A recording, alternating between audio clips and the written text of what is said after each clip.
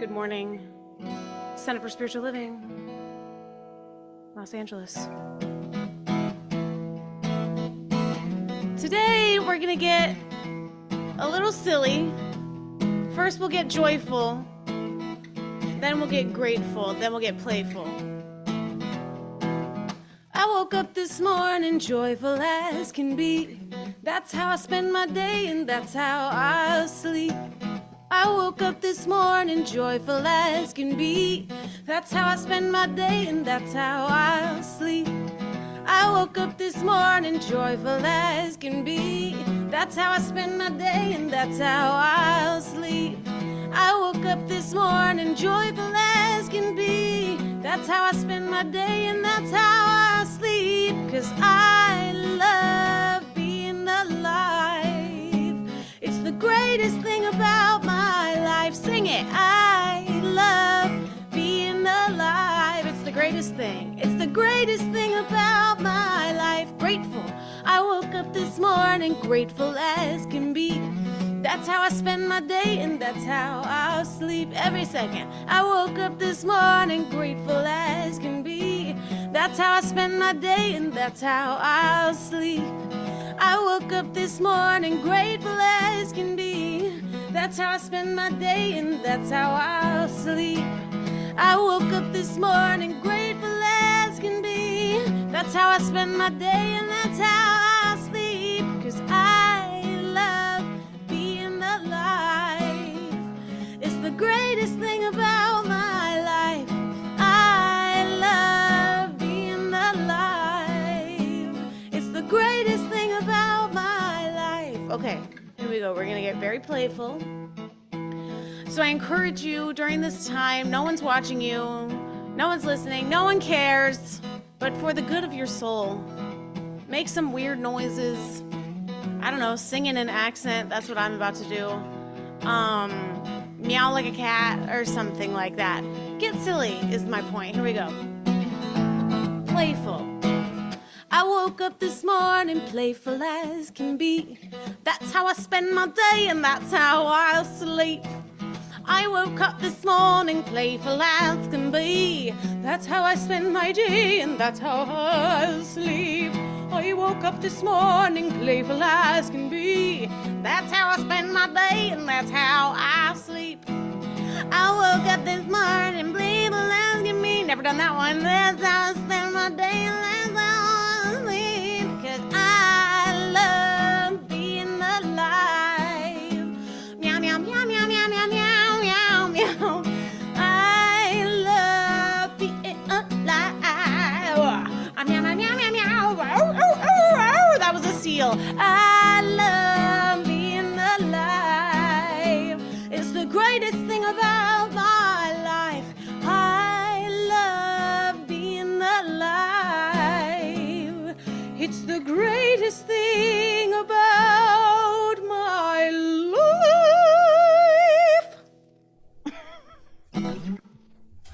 And hello to you, Jesse Powers. Ruff, ruff, ruff. You understand the assignment, Keith. Thank you. Not only to understand that I was participating in it, yes. And I loved the channeling of Amy Winehouse there, just a little brief snippet of it, yes. So, Thank you. I can do a little share for you, baby. I love my life. That's more Mae West, I think. So what a fabulous way to start our service, Jesse Powers. You kept that in your back pocket in the sound check rehearsal. I love it. Didn't want to give it away. It's too much fun. It's a surprise. It's just what a wonderful, wonderful, wonderful way to invite in the energy that we're getting to share. And not only that, those lyrics. I love the component of I choose joy. What was it? I live my life. The greatest gift in my life is joy. And that's how I'll live my day and how I'll sleep at night. In a nutshell, that's it. Yes. Yeah. What I love about that is my last week of counseling clients and the week before, there's been a whole conversation of sleep and what role can we play in how we sleep at night. Not just from a perspective of rest while we sleep, but also how we can guide our mind to what it does while we sleep.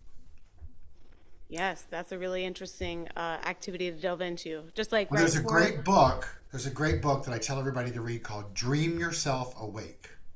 Ooh. Okay, taking a Oh, note. That sounds like a title I would want to read. Dream Yourself Awake. And it's all about really training your mind to lucid dreaming and creating the space by bringing in the energy for the space that you want to go to sleep in. So not just turning off electronics and stuff, that's obviously an important piece to it. But as far as colors and energies, and it all makes sense. It makes, if we all think about in our teaching, our philosophy, our faith, our way of life, we're programmed or taught to believe that we can direct our mind so that it functions in a way that produces effects for us in the everyday life that's reflective of what we are doing, right, with our mind. I'm going to talk about that later today, about creating belief systems, right? Well, one belief system is if mind is infinite and mind is always doing its thing, if it's not bound by its innate nature creativity, that means it's also not bound by when we believe we're awake, right? It's also working while we are asleep, right? It doesn't know the difference, right? So Very intriguing. I can't wait to read lots to that book. talk And about. Who also, knew we would get into this already? So I know, looking forward to your message in a few well, we're going minutes to have here. a great time because we're going to believe it and have joy and enjoy ourselves. All right, see you in a bit. Well, that was Jesse Powers, everyone, our guest musician and channeler for the day. I'm Reverend Dr. Keith Cox. Welcome to our Sunday celebration service for the Center for Spiritual Living, Los Angeles, California. As I was reading a post by a friend that's a minister, and she was referring to it as the left side of our world. And so it is the left side of our world unless you're coming to us from Hawaii, and then it's even further left if we're looking at it in the context of right or left directionally, not judging on mind itself. Today, we all come together to honor and acknowledge the power of the divine that is expressing itself in all of its magnificence and its glory and its grandeur and its perfection and its wholeness and its completeness by means of you and by means of me. So whatever method you come to be together with all of us today, whether it's through the technology of Zoom and or YouTube and or at a later date watching it on your handheld device, we so joyously refer to it as a phone, and it's so much more than that. Welcome. Welcome. I affirm that just where you are today, or where you are where you're taking in this service, is the perfect and right place to engage in the vision statement of our community, which is supporting individuals finding their personal self-empowerment through a spiritual awakening. And so I know that today we're each inviting in and affirming for ourselves that awakening to the greatness that is the power that we each have the great opportunity to express. And so welcome. And I know that you're ready for our service. So we are online, obviously. That's quite literal and true that we all know. We're not here in person. So I'm going to put on our screen our welcoming slides. Oh, that's not the piece I wanted to touch. I wanted to touch this piece. There we go. And assuming that it plays exactly what we want it to play. Spinning wheels going on over here. So we are the Center for Spiritual Living Los Angeles, and it is having just a fun little time falling into, there we go, Los Angeles. So click, click. It might be a day where slides aren't our thing, there we go. So a big hello to all of you. If you put on this, if you acknowledge and notice on the screen, there's a welcome and a hello to you, with the showing in a visual graphic design of the hands that come together in the act of namaste. I like for us to open our service on Sunday morning using this welcoming, this honoring, this acknowledging to each of us, no matter where we may be during this time of experiencing the namaste. In the traditional modern day interpretation of the meaning of the word namaste. It is the spirit within me salutes and honors the spirit within you. A beautiful sentiment, and one that I think is a wonderful way for each one of us to choose to live our life. The deeper, more literal meaning from Sanskrit, because the word namaste is of origin from Sanskrit, is I bow to thee. Today I invite all of us to be open to the journey of bowing to thee. In other words, to surrendering to the great power, the I am, that exists within each and every one of us. And in that acknowledgement of the bowing, we open ourselves up to a greater expression and experience of it. And so let's all take our hands together, since it's a Sunday of action. Open them wide if we can do that. And if it's a safe space for us to do that, unless we're behind the wheel of a moving automobile. And if it's a Tesla, press autopilot. And if it's not, then keep your hands on the wheel and bring your hands together in prayer position, much like we're in a yoga class, putting them on our heart, in our heart chakra, taking a deep breath in. And as we exhale, bend forward and exhale, rising back up, saying together, Namaste, I bow to thee. Just feel the shift that unfolds in your being as that happens. As a community, we've come together for well over 33 years, I believe at this point, 35 actually is what it is, to honor and acknowledge all of life. We welcome all races, all religions, all country of origins, all sexual orientations, all genders, all abilities. We stand with you, for you are safe here, just as you are. And we like to take a moment and honor all expressions of life as exemplified by the graphic on the screen of the expressions of the human being on there, looking different, being different, and expressing their individuality. In the world of the teachings of the science of mind, which we practice here at the Center for Spiritual Living Los Angeles, we're taught to believe, and we all ascribe to this belief, that our word has power. That which is spoken not only exhibits and expresses a vibratory energy, but that it has a history of each time the words have been spoken, that it is in alignment with its vibration relative to the evolution of consciousness itself. What do I mean by that? That these words we are using with intent as good words, good meaning reflective of the energy of the divine. And so as we speak them, they not only radiate out into the universe, but attract back to us that and more which they are. The words that I invite you to say together, just as Jesse was inviting you to sing a while ago, are these words. Let's say them together. Ready? 1, 2, 3. We welcome one and we welcome all. Let's just take another deep breath in. Keep ourselves anchored and centered and open to this spiritual awakening that we've already affirmed for ourselves. We open each Sunday morning, each service, with a morning ritual. It's called Calling in the Light. There are a few parts to it. The first is the opening.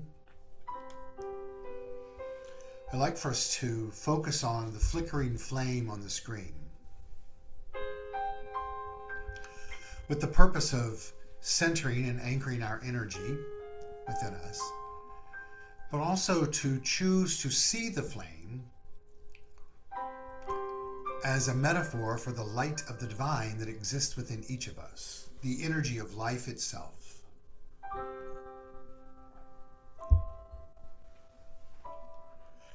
And so as we look at it and move into the ceremony, let's listen to these words and allow them to be absorbed into our being. Today we perform this ceremony to promote the universal consciousness of life, which acknowledges that all peoples and all faiths, all sentient beings come from the one great universal presence, which we call spirit. This energy, spirit, is everywhere. Hence the terms universal.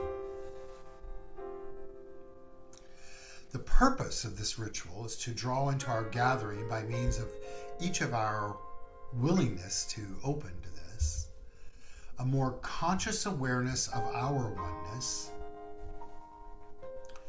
and the qualities that we possess as complete expressions of the divine.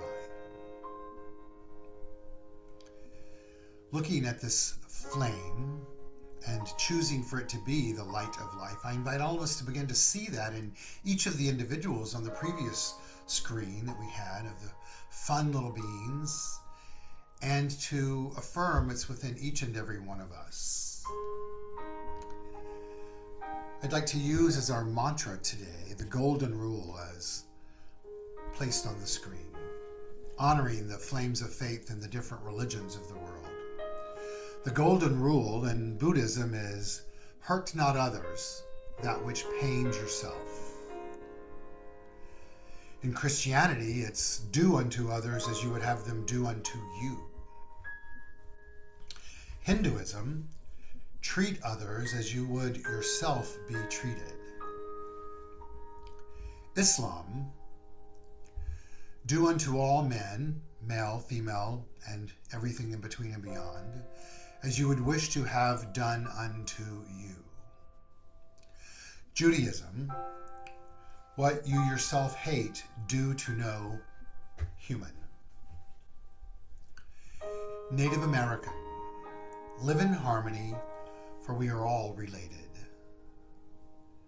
And the sacred earth philosophy, do as you will, as long as you harm no one. I love this for us today because it's a simple reminder that we all basically want the same thing, because we're all connected in mind, heart, and soul. And we're each also being taught by these various faiths that we have the great blessing and opportunity before us to be kind, to be joyous, to be gentle, to be compassionate, and we get to make a difference in life. Let's affirm together that is indeed what is now happening for us, through us, and as us. The next part of our ritual is to sing the song Calling in the Light. Jesse's going to come on the screen and take us through that. I'll place the lyrics on the screen of the call and response part, and please feel free to sing. Calling in the light, calling in the light,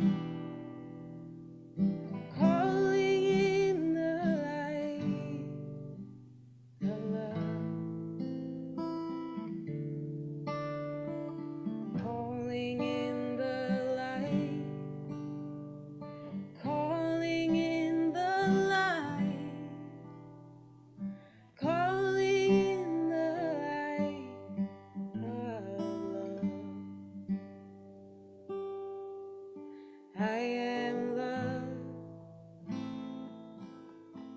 I am peace in my heart, I am free, I am spirit, I am soul, all together we are whole. Calling in the light, calling in the light, calling in the light of love, calling in the light, calling in the light, calling in the light of love.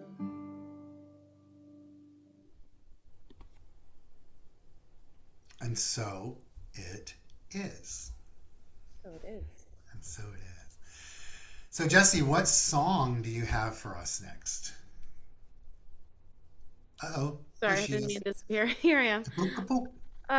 I'm gonna sing a song called "The Image," Hmm, and it's basically just a song about sort of letting go of all these limiting thoughts and beliefs, and claiming that you are the image of love. I love it. What that might feel Bum. like. I love it. Fabulous. Take it away. Cool.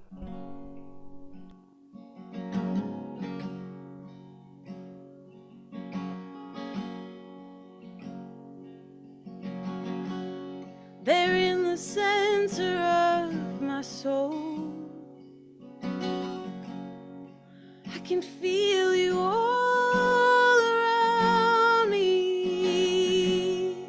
Something holy and untold. But I hear it perfectly.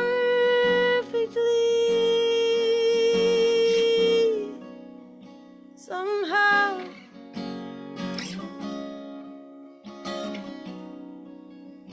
in the deepness of now, I can see I was made in the image.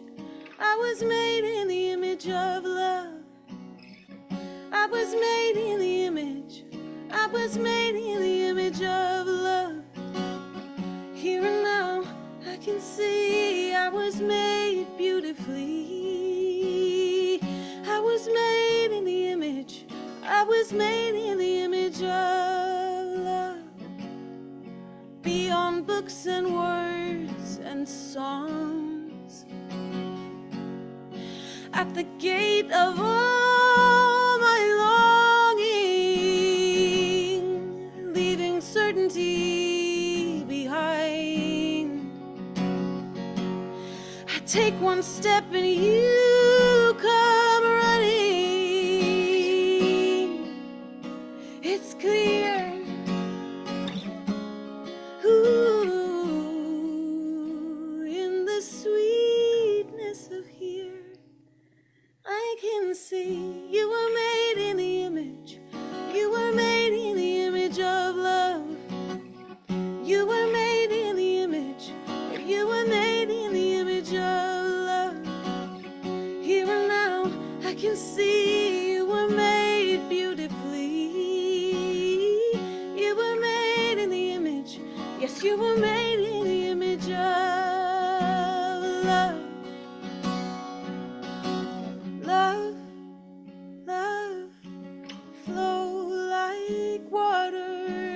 Love, love, move in me. Love, love, flow like water. Love, love, move in me. Oh, love, love, flow like water. Love, love, move in me. Oh, love, love, flow like water. Love, love, move in me. We were made in the image. We were made in the image of love. We were made in the image. We were made in the image of love. Here and now, I can see we were made perfectly. We were made in the image. Yes, we were made in the image of love.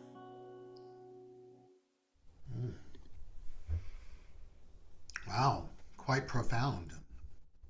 Thank you. I love the line of the love is moving us. So beautiful. Thank you. Thank you. So we wrap up our theme for the month of Ain't Got No Summertime Blues. What is it? I think that's it. Ain't Got No Summertime Blues. I don't know why I was questioning myself. And the premise of that concept of Ain't Got No Summertime Blues is obviously the statement of got summertime blues, but it's really about making a decision to not live with the blues, even if they show up every now and then, but to live with that which is perceived to be the opposite of that, which is joy. And in thinking about this week, I've been really processing just how do we live in joy. And then I was having lunch with a friend this week, and she was talking about at this stage in her life, and as a result of the work that we do here at CSL-LA, and being no longer being a Catholic, I'll put it that way, that she is constantly visiting and revisiting her belief systems, and that's what's keeping her in tune with her spiritual growth. And it prompted me to think about how important it is for all of us to constantly be revisiting our belief systems, to not only revisit them, but to look at them, to fine-tune them, to question them, to contemplate what's the totality of our consciousness to the best of our ability, and are we hanging on to old ideas, which prompted me then to want to readdress something that we've addressed many times here before, and I like to do it at least twice a year. And it may be something that's just deeply personal to me. I don't believe that's the case, but in our philosophy, faith, and way of life known as the science of mind, one of the foundational tenets to our teaching is the Declaration of Principles. It's a template, really, that states the core foundational beliefs of what you and I, as students and practitioners, meaning those that practice this way of living, in our teaching, choose to believe, to use as a foundation for our lives. And today I'm going to revisit them and read them to us so that we can listen to them and ask ourselves, do I still believe that? Without any judgment on it, just to ascertain a kind of an inventory, a gauge in life, and also to ask ourselves, since maybe we first heard them or last heard them, where are we in the evolution of our consciousness in regards to the language that was used here and the importance that it may hold for us. And then I'm going to start talking about in the message about beliefs in general. I want to remind you, or just I'm going to remind you, all of us, that these principles titled What We Believe were written and published as the Declaration of Principles, known as What We Believe, in the first issue of the Science of Mind magazine that was published in 1927. So they've been out for almost 100 years. And every issue of the magazine since then, it has been placed there. And so the way that I have them for us today, they were written as We Believe, fill in the blank. I'm going to read them today in the I believe, not stating it as I, Keith Cox, believe this, but I, so that all of us can hear it in that way, and to allow ourselves to absorb it and feel it, and then determine whether or not it works, right? And so are you guys ready? Yeah, you are. All right. So this new kind of breakdown of the way that I have it here is in the I, but it's also categorized as to components of our philosophy, faith, and way of life. The first is there's one God. I believe in God, the living Almighty, one, indestructible, absolute, and self-existent cause. This one manifests itself through and all creation, but is not absorbed by its creation. The manifest universe is the body of God. It's the logical and necessary outcome of the infinite self-knowingness of God. Next, titled Everything is Spirit. I believe in the incarnation of the Spirit in all beings, and that every person is an incarnation of the one Spirit. Next, personal immortality. I believe in the eternality, the immortality, and the continuity of the individual soul forever and ever expanding. That one I'm sure many of us think about as we my friend and I were talking about, we're assured that we have less days on earth in front of us as the days we've previously walked. Right? That's just where we all are chronologically, or most of us. The next, heaven on earth. I believe that the kingdom of heaven is within us, and that I experience this kingdom to the degree that I become conscious of it. Personal freedom. I believe that the ultimate goal of life is to be a complete emancipation from all discord of every nature, and that this goal is sure to be attained by all. Unity of all life. I believe in the unity of all life, and that the highest good and the highest God and the innermost God is one God. Personification of God. I believe that God is personal to all who feel this indwelling presence. Personal revelation.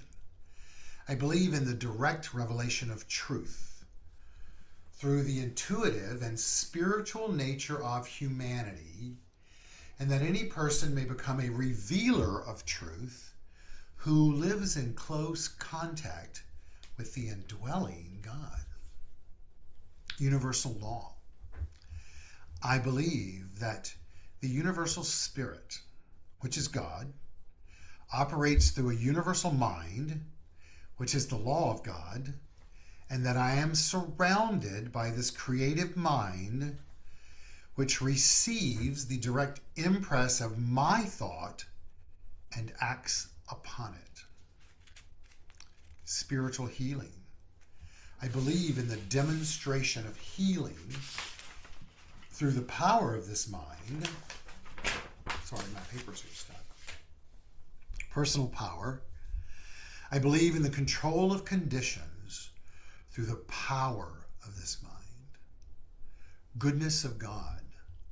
I believe in the eternal goodness. Love this one. The eternal loving kindness and the eternal givingness of life to all. And finally, self-determination. I believe in my own soul, my own spirit, and my own destiny. For I understand that my life is God. I can remember as a new believer, if you will, as a young person in this teaching, and every Sunday in many of our facilities we would stand up and say these. Many still do every Sunday morning aloud. And that last one would get me, because I would think to myself, do I really believe that my life is that of God? And what was required of me in that moment was to believe it as if it were true, and to give myself the space and permission to let the definition based on personal relationship and evolution of my own mind for the word God. Today, how do you feel after hearing these?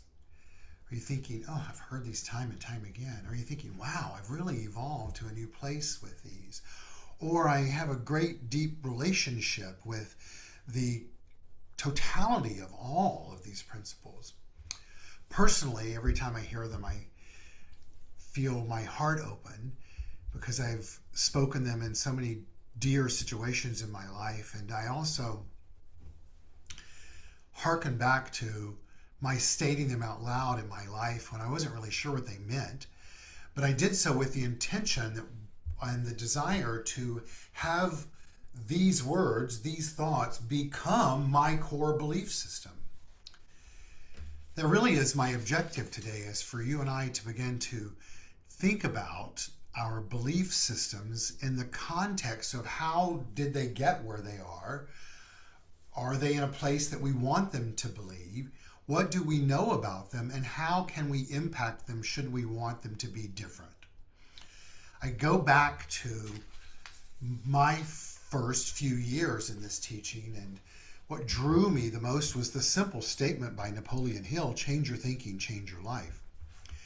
And it seemed very simple and applicable at that stage in my life, as well as incredibly far-reaching and also somewhat unimaginable, that I could change my thinking to change my life so that my life reflected a way of thinking that was focused on not fear, but of faith, of believing that good was mine by divine right, and that I am perfect and whole and complete. All language that we use in this teaching, and that the indwelling spirit was there in all of its completeness because that's its nature, and because I am an expression of it, that too then is my nature. Today I invite us to not only revisit these declarations, and I invite you to read them on your own. You can Google them, and they're in some of our past newsletters. My plan is not to have them in the newsletter tomorrow, but I can send them to you if you want. Email me, I'll be happy to send them to you. But to read them and really allow them to be absorbed into your being, and to question whether you believe it or not, and to play with the words. Because it's important to remember that what we're dealing with here is mental activity. That's really the foundational core of our teaching, is everything begins and ends in mind. It's all a result of mind activity. Everything is a result of mind activity. And to broaden our horizon as to what we believe mind to be and how we are using it. Not just using it proactively, but how we're remembering that we are imbued with it, and we are a being that is acting as it because it is us. Our new thought text for today from Ernest Holmes, and I'm assuming all of you are getting it, is this, speaking of mind: so plastic is mind, so receptive, that the slightest thought makes an impression upon it. People who think many kinds of thought must expect to receive a confused manifestation in their lives. If a gardener plants 1,000 kinds of seeds, the gardener will get 1,000 kinds of plants.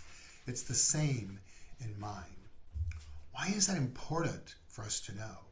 Because it's in our philosophy, in our teaching, and as I shared with us a few weeks ago about the thought process cycle, it all begins in mind, but it all begins with conscious thinking, conscious mental activity.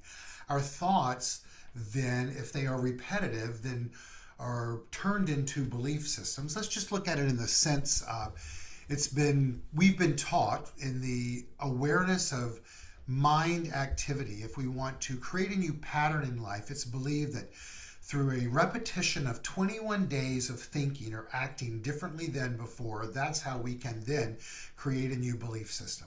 I want to invite us all to believe that as a pattern for truth in the context of what we're looking at, right?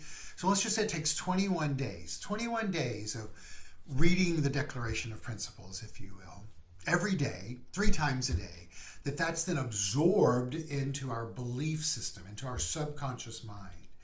The law of life responds to the subconscious mind, where our belief systems exist, and provides to us an effect, an experience, a manifestation, a demonstration in life. And then we respond and react to that through our conscious mind, having conscious thoughts, that then ultimately move upon our subconscious mind, and the cycle continues. What that's telling us is that we have some impact on our life through our thinking and our beliefs. Is it easy to change our beliefs? Easy? Take that piece out of it. Is it possible? I think would be more important for us to look at. And the answer is yes. And once again, hearkening back to the lunch with my friend, talking about constantly examining and re-examining our beliefs, that's what I want us to look at today is, do we want to, in our own personal lives, examine, re-examine, shift, change, build upon our existing belief system? And if so, how do we do that? I'm going to read something today that's rather lengthy. And I found it in researching beliefs and how we impact those. And I love it because it provides a somewhat different perspective than what we're always taught in the science of mind. And yet it's all make sense from my perspective, and I'm going to assume that's going to be the case for you.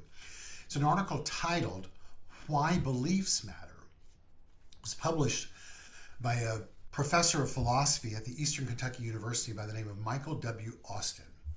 And, excuse me, I'm dehydrated and need to drink water. It begins with this, the source of his article. What we believe as individuals and communities is significant.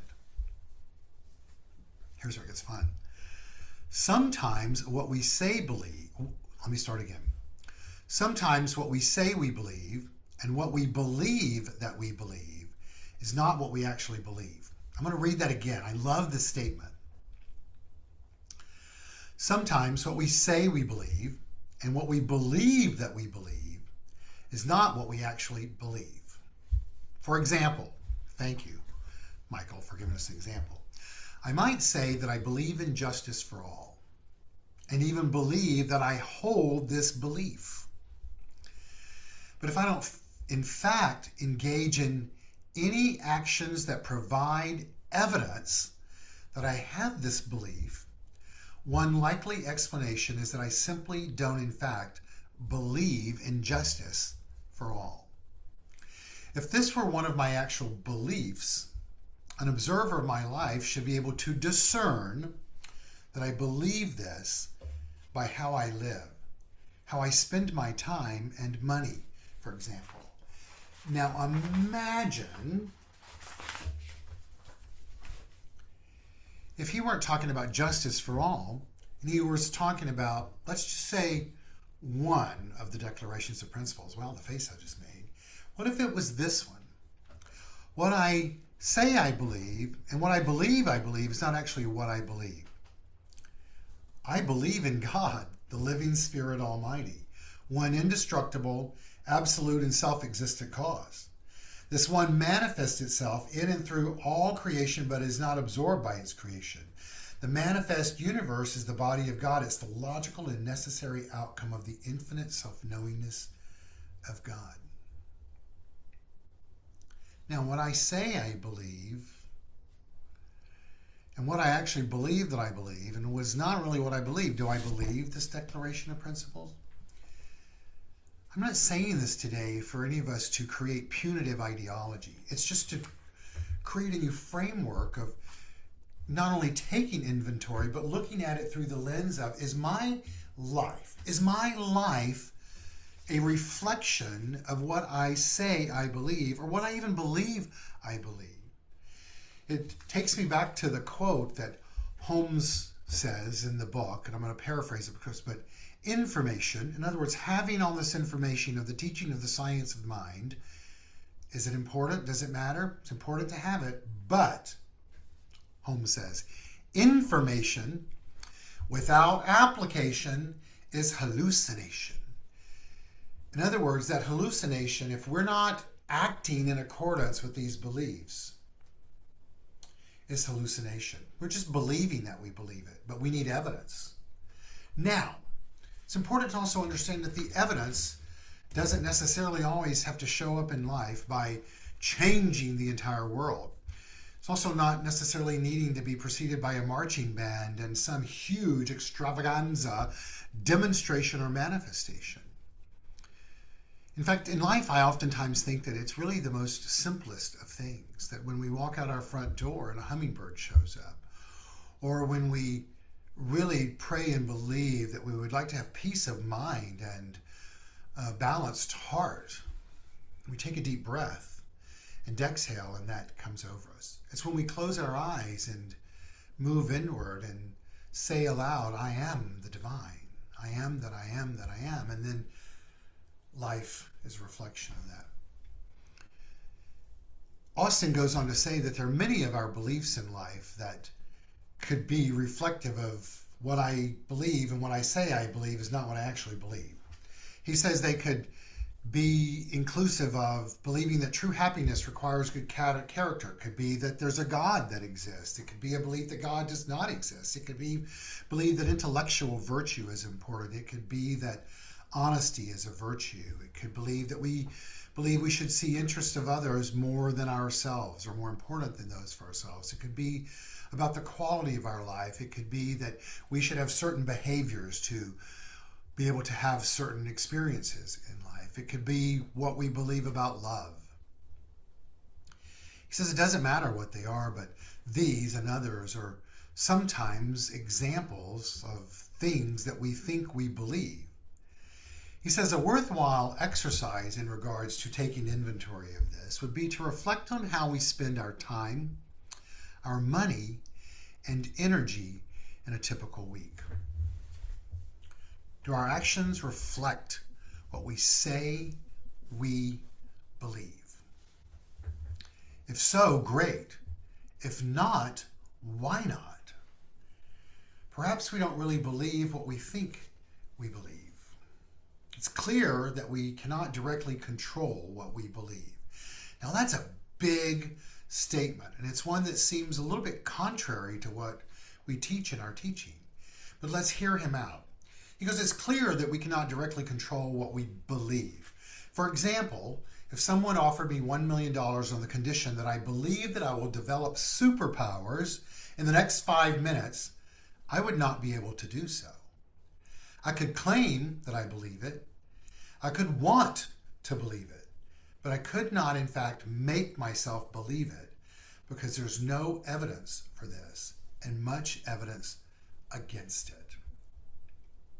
He goes on to say, however, we still can exercise some control over our beliefs. I hold to a view called indirect doxastic voluntarism. I'm going to read it again. I hold to a view called indirect doxastic voluntarism. This is a fancy bit of jargon which is non-technical language, simply means that we do have indirect control over our beliefs.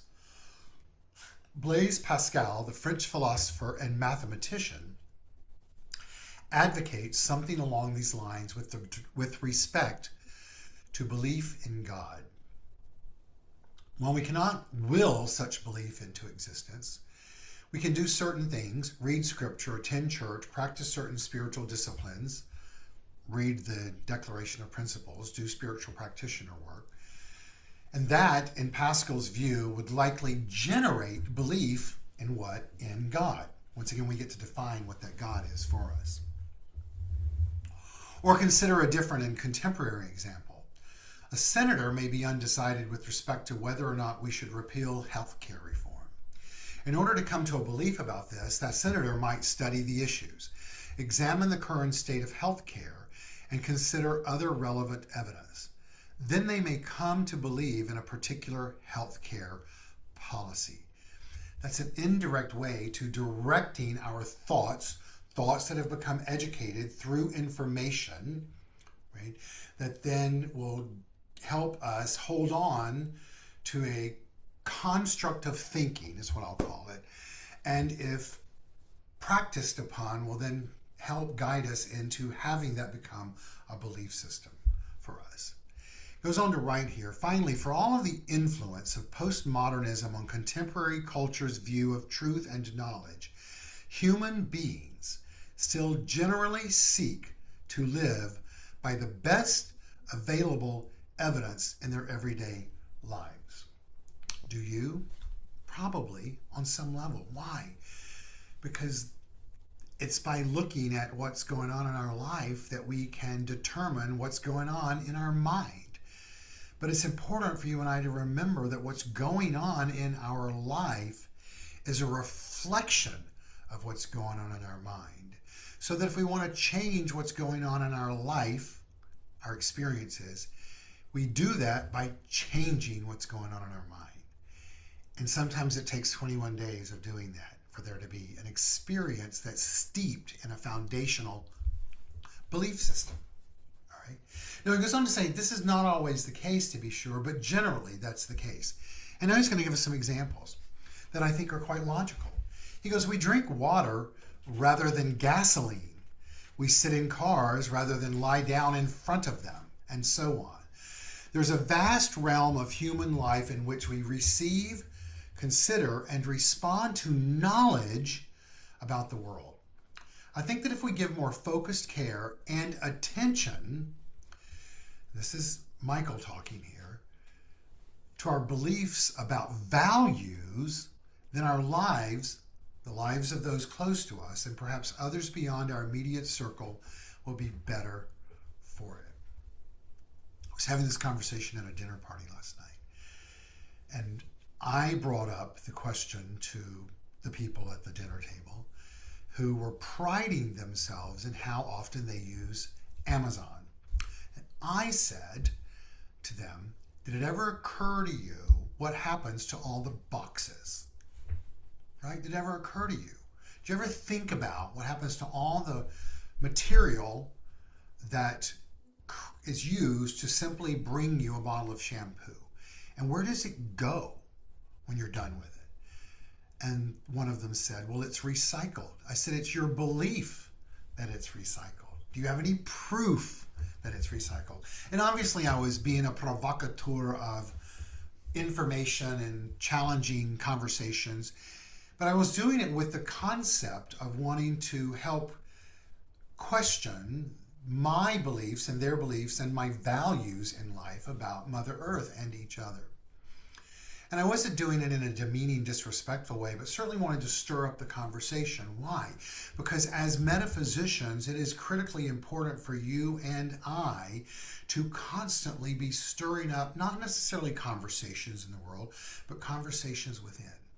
Stir up in your own mind what you believe and what do you hold true. What are the values in your life? Remember, the core foundational component of our teaching is change your thinking and change your life.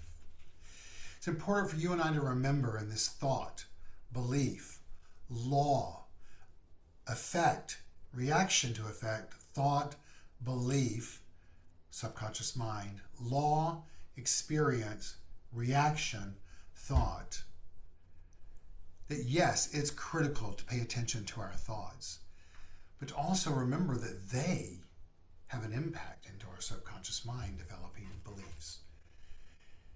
Michael goes on to say here, the nature of our thoughts determines the quality of our life, whether it's sad, happy and contented. Happy, optimistic, positive thoughts, emotions, and feelings generate a zing in our system, which makes the blood flow freely and heart beat joyously. They create a spring in our feet and spur us to action. Let us remember the age-old saying that mind thoughts can move the mountains. Pessimistic and sad and gloomy thoughts, on the other hand, create inertia and force us to stay bed-bound. Our actions are the practical manifestations of our thoughts. Today, it's been my intention to stir up within each and every one of us a new way of looking at how we're using our mind. Dr. Austin, or Professor Austin, has created a list of activities that you and I can use to begin to curate new ways of thinking, then ultimately shifting our beliefs, ultimately shifting our experiences. Those are what's going to be my portion of the newsletter that goes out tomorrow, and I'm going to share them with you now, reading only the title of them and let you read the body of them once the newsletter comes out, just out of respect for time.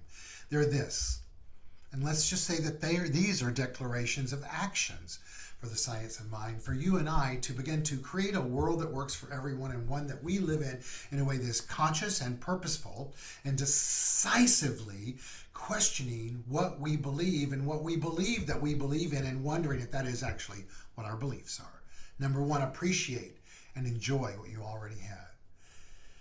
The Tao says, if you realize that you have enough, you are truly rich. Number two, savor the joys of your achievements. And your achievements can simply be that you're choosing to change your thinking, which is ultimately changing your life. Logan Pearsall Smith's quote says, there are two things to aim at life. First, to get what you want, and after that, to enjoy it. Only the wisest of humankind achieve the second. The third on the list is stand erect and hold your head high in trying circumstances. The fourth is allow yourself to be playful and childlike. Know surprised that Jessie opened our service today with the song inviting us to do that. She's coming on, ha ha ha, there she is being child like, and she didn't know that what this was going to be beforehand, but it does go to show us that when we open up to what we're ready to experience in life, Spirit is there going before us, preparing the way, Ernest Holmes says, and Kennedy Schultz and David Walker, and all of them say, yes, baby, that's true. Mencius, Book 1, I have no idea who that is, says the great human, I'm going to change man to human, the great human is the one who does not lose their child's heart. The next on the list, which I think is the 6th, is seek happiness and contentment in the present moment. The great teacher Gerald Jampolsky says, how simple is it to see that we can only be happy now, period, but there's a comma instead. And there will never be a time when it is not now. The 7th is be a master of your moods, Moody. And the next is your body is your temple, honor it. The next, meditate daily. Mike Love writes, during meditation, your metabolism and your breath rate go down to a level of rest, twice that of deep sleep. And the last is to focus on changing yourself instead of changing the world around you. Change your thinking, change your life. The great Wayne Dwyer tells us never underestimate your power to change yourself. And never, ever, ever overestimate your power to change others. Today, it's been my intention and my invitation for all of us to redefine, realign, and re-engage ourselves on the journey of finding personal self-empowerment through a spiritual awakening. To believe and know that this does not have to be difficult, this journey.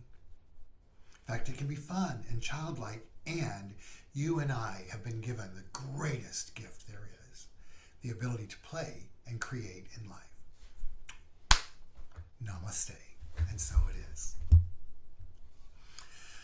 Jessie Powers, you're up. Alrighty. There's so much there to think about, or maybe just let it seep in and not think so much. But this song came to mind.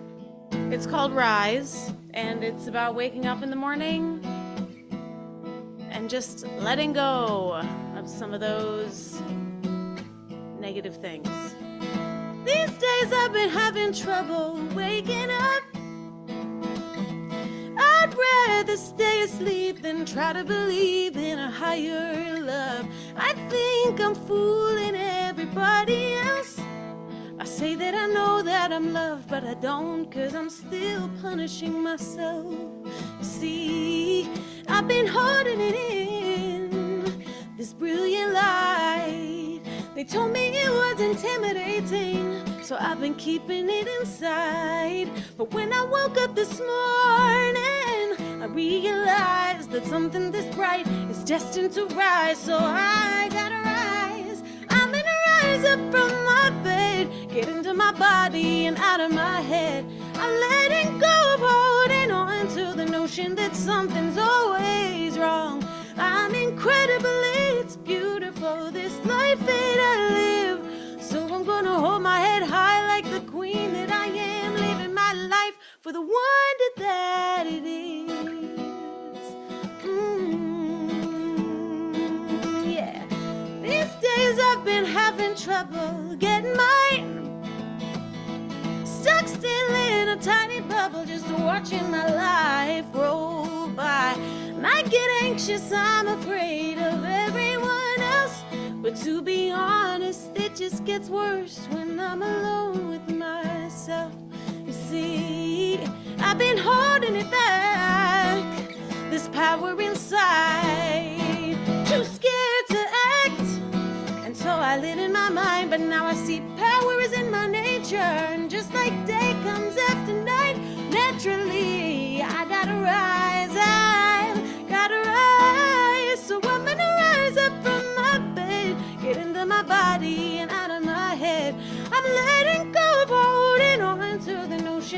something's always wrong. I'm incredible, it's beautiful, this life that I live. So I'm gonna hold my head high like the queen that I am, living my life for the wonder that it is. It ain't enough to just believe. Living life is a physical kind of spirituality. It ain't just in the movement of your mind, it's the movement of your feet. It's in the steps that you take.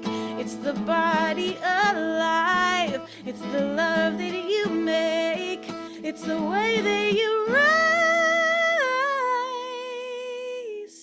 So I'm gonna rise up from my bed, get into my body and out of my head. I'm letting go of holding on to the notion that something is wrong. I'm gonna rise up from my bed, get into my body and out of my head. I'm letting go of holding on to the notion that something's always wrong. I'm incredible, it's beautiful, this life that I live. You're incredible, it's beautiful, this life that you live. We're incredible, it's beautiful, this life that we live. So I'm gonna hold my head high like the queen that I am. Are you gonna hold your head high like the king or queen you are? Oh, I'm gonna hold my head high, hold my head high, hold my head high, hold my head high, hold my head high like the queen that I am, living my life for the wonder that it is. Hold my head high like the king and queen that I am. Woohoo! I love that. Thank you. I love it. It creates such a Inspired. big, yeah. Yes. Thank you for your talk. That was awesome. It's always Oh, good to revisit those principles and just get deeper into it and stir things up. Like you said, the song I thought was like, I should do it's Bob Marley, stir it up, stir it up. well, thank you for being here with us. I just love that you are a new member of the music team at CSL-LA.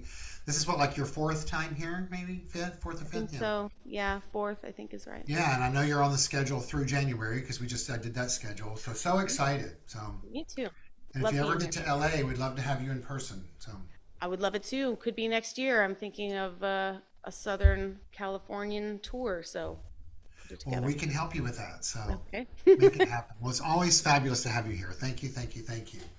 A big thank you to Travis for taking care of us audio-wise today, and to Robert Hensley for our social media and for keeping Zoom alive and YouTube. And a big thank you to each one of you for being here at the end of August on this last day in August in our summer series, if you will.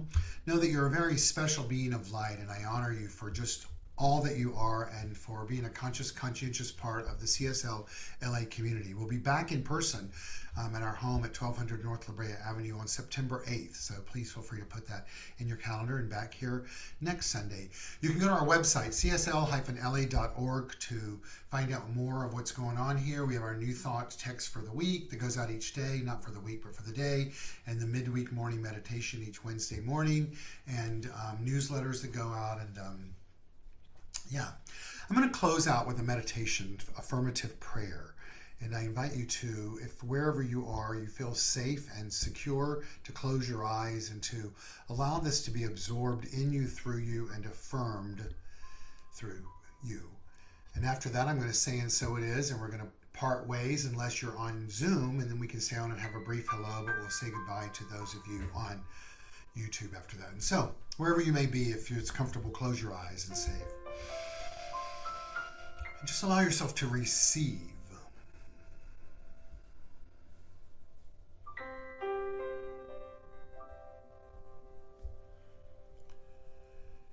And what you're receiving today is a spark within. It may feel new, this spark, because the experience of it may be new, but let your intellect and the wisdom that is within each of us choose to know that it's the same spark that has created all of fire in life. It's the same spark that creates the cosmos. not only is it an ignition, that which created the flame that we looked at earlier today and calling in the light,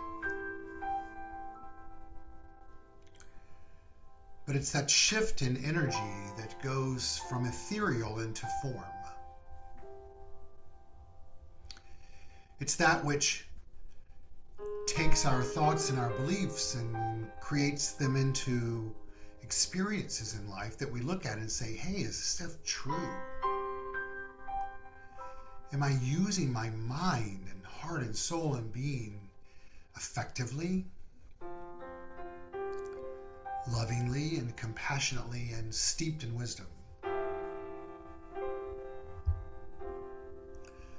And when you look at your experiences in life and ascertain whether that's true or not, let's all agree to not judge ourselves, to just observe.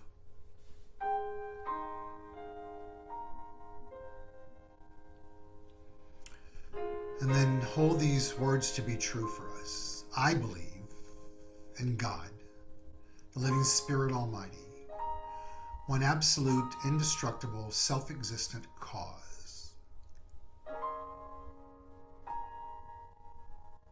It's the spark of the flame. It is the flame. It's the light, and it's the same whether the flame is used for productive reasons or destructive reasons. It's the life that is you, and it's the life that is me. And so today we place the crown on our head, remembering we are indeed royalty, the child of that which is most high. And we are imbued with the powers of it. Royalty, in its old school ideology, believes it's been chosen by God. We believe that's true too here. Not by means of some traditional human choosing, but through the outpicturing of the incarnation in human form of the only thing there is. And with that power comes opportunity and responsibility.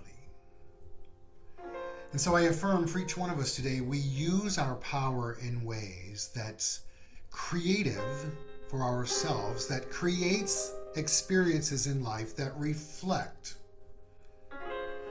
that which we desire to be.